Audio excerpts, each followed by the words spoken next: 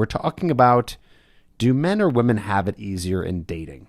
And the reason why I decided to do this topic was because a lot of guys seem to complain in the YouTube or TikTok comments when I'm doing YouTube videos, when I'm doing TikTok videos.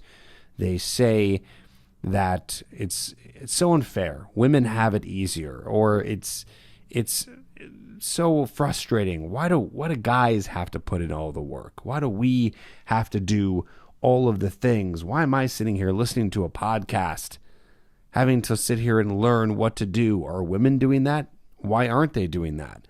Why don't they have to do any of the work?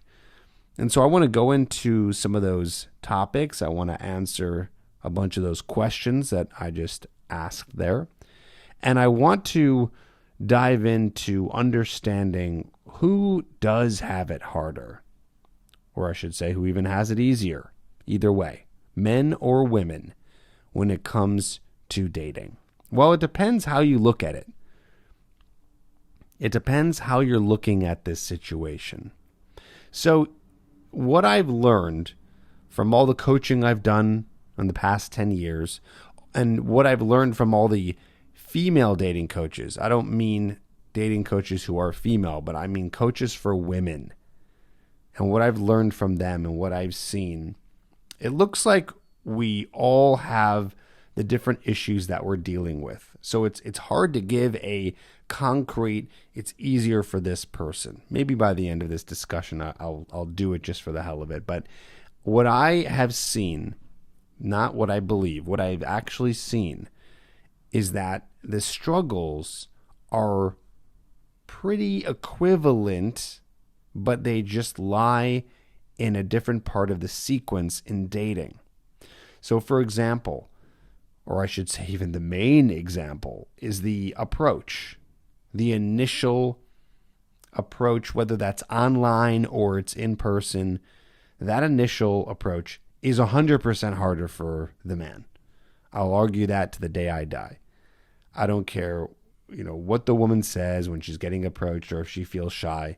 No way in hell is it even close to as difficult when it comes to that initial approach. Men have it harder.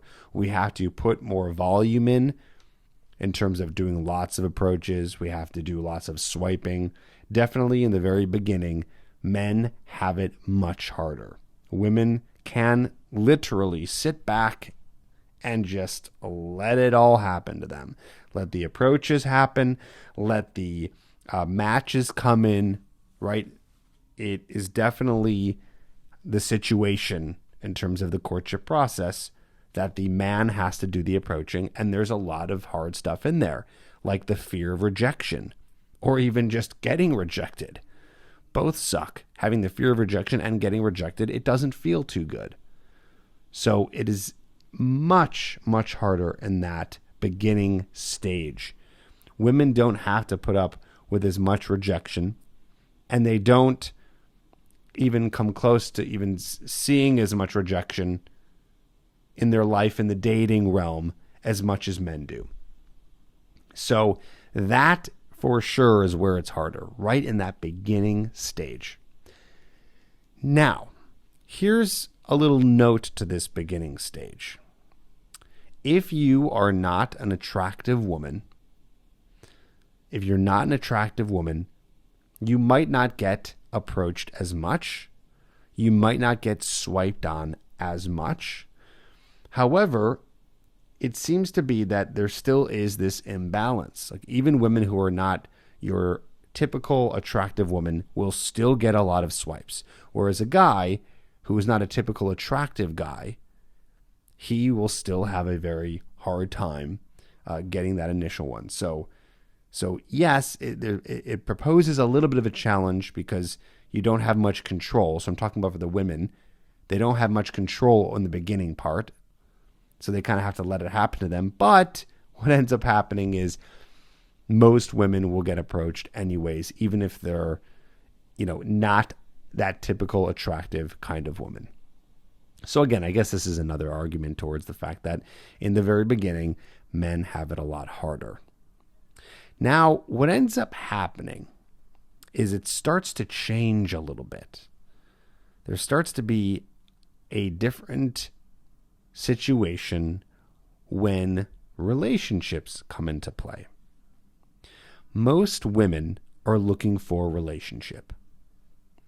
It's funny that I'll say that sometimes, or I'll say women. I'll just be polarizing, and I'll say all women are looking for relationships, which I really truly do believe that. But you get people fighting back. No, there are women out there who don't want relationships. They want to sleep around too. I think that ultimately every single woman wants to have it. But we'll just say, to be as fair as possible, most women want a relationship. So the challenge that happens in that part is that a woman doesn't hold the keys as much to a relationship. So there's a saying that's been going around that I do believe in that says women get to choose. I'm kind of butchering it, but I guess it's not like an official quote. Women will choose when sex happens, and a man will choose when marriage or relationship happens. And you do see that, right? I mean, who's the one who's proposing? Men are the one who are proposing, right? They are the one who are getting down on a knee. They're buying the ring. That's what's happening typically. So women choose sex and men choose relationship. Okay, women are choosing when to have sex and men are choosing when to get into the relationship. So this is where it becomes a little bit more challenging for a woman. Whereas her challenge is that she has to find a man who's not using her for sex or who is not serious about a relationship. I don't think men have to struggle with that as much. I think if they meet a woman, get her attracted, there's chemistry there, I think at the end of the day, a relationship could happen if he wants it to happen. But for a woman, she's trying to figure out, is this guy really serious about having a relationship? That's why one of the best-selling books for women's dating advice and relationship advice is He's Just Not That Into You. I think that's really good advice for men too in specific circumstances. But the reason why that book was written is because a lot of women, and I've seen this across the board too, if a woman ever asks me advice, sometimes that happens, she's always asking some question along the lines of, like testing his interest level. Like, this is what happened. Like, it's never meeting the man. I don't think I've ever heard that question. Maybe dating coaches for women see that question a lot, but I really don't think they do. Like, how to meet them or like how to start the conversation. Like, that comes up, but not as much as the question of, is he into me? Does he like me? Does he want a relationship? It's always questions and pain points around the part of the sequence that's more like the middle part, like the post first date, pre-relationship part. And that's where women tend to struggle a little bit more. Now, I also believe that while this is a challenge, and I think I'm answering my question here, do men or women have it easier in dating? So we'll answer it. So I believe here that even though that is a challenge for women, even though that women do have challenges in that middle part, I think that men have it harder and women have it easier in the complete dating process. And I'll tell you why. And I think this is almost fact. I really do. I think this is almost fact because I think everyone can pretty much agree that the initial part is very difficult for men, way harder for men, right? Again, what I said earlier, the initial approach, getting the courage to go up to someone, dealing with the rejection. And then I also think that while women have it hard in that middle sequence, I think men also have it hard in that middle sequence.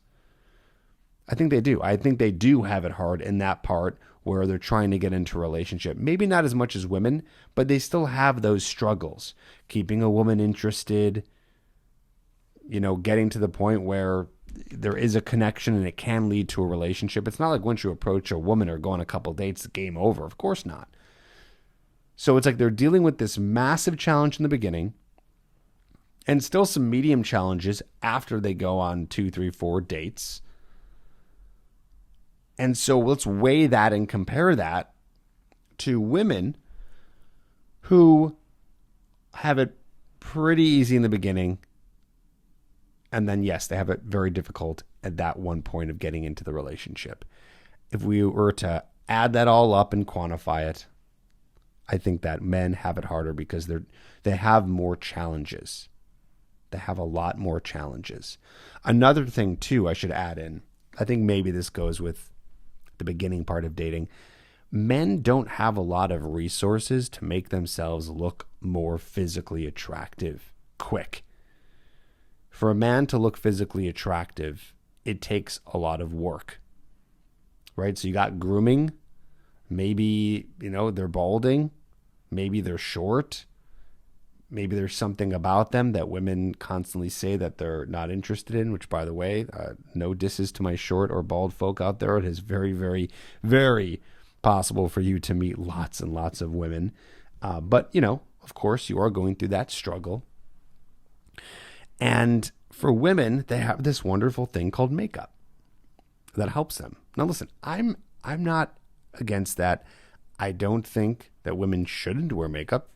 They absolutely should. It's what a great advantage. You have an opportunity to make yourself more physically attractive. I think if men had that ability to look better faster, like you can literally paint a face in a night and look different. I mean, I saw these TikToks of some women that look drastically different without makeup on.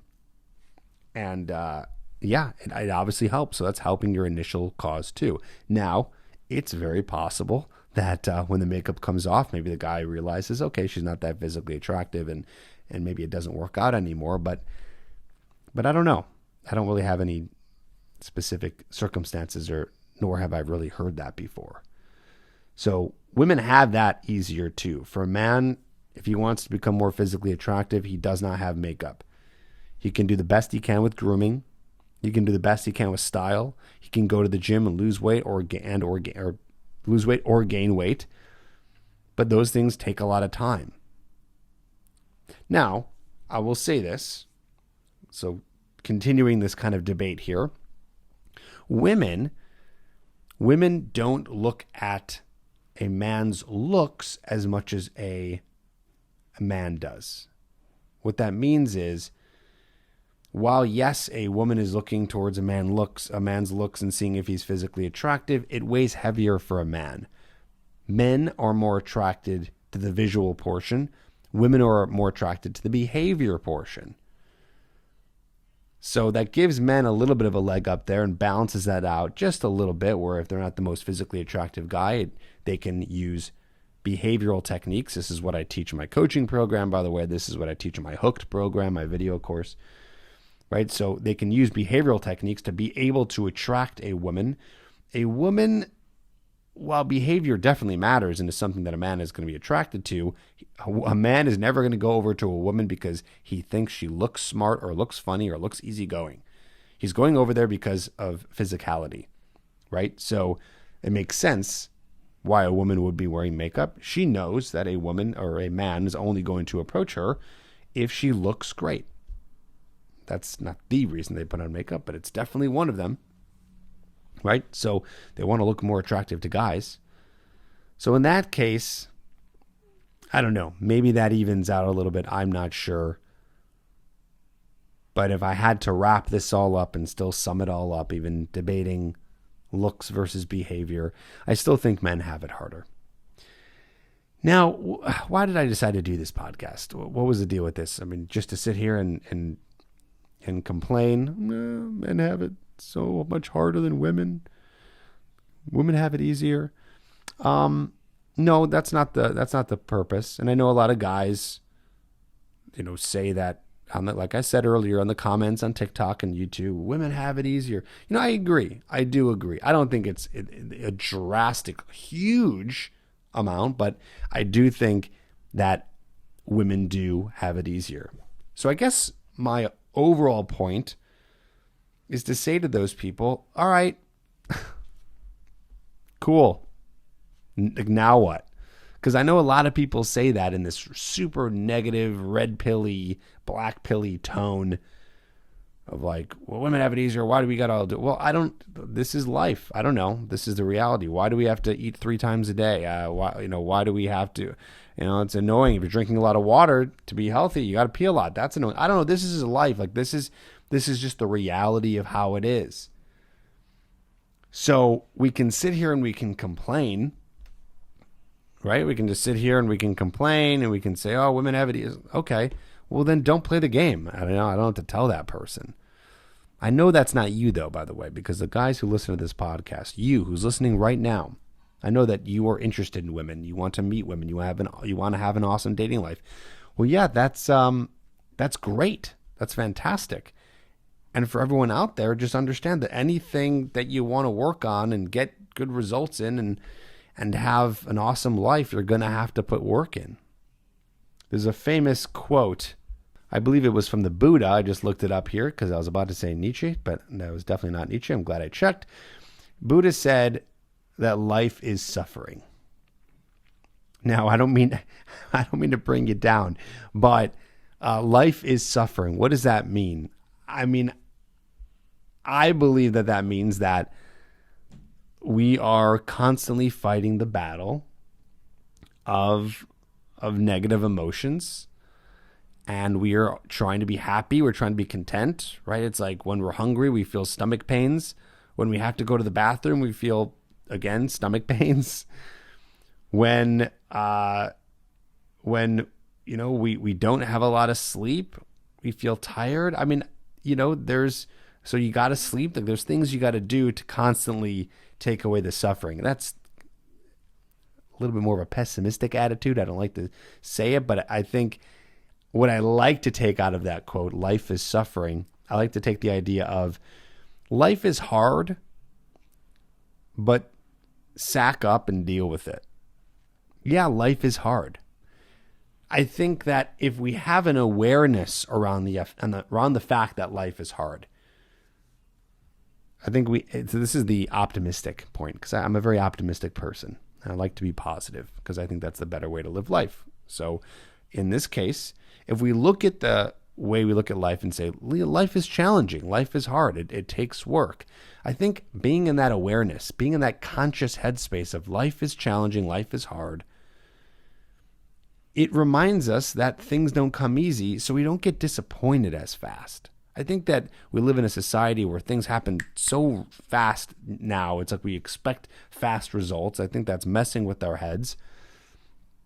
And I honestly think that if we have the awareness that, oh, that's right, things take work, it actually makes you feel better. I don't know about you. It makes me feel better. I mean, I've been building TripAdvice for 10 years. So this is one of my biggest examples of like, how hard is it to start a dating coaching business from scratch, being a complete nobody? That's very hard. You don't think I had a lot of ups and downs with being able to build things? It took 10 years. I mean, it's not like it took 10 years and then on year 10, everything started to work. No, things have worked over time, but it's taken a long time. And there's been so many times in there where I have to remember, oh, right, this doesn't come easy. This takes work. Okay, back to it. Like, there's something refreshing in that. I don't know if you relate to that, if you feel that.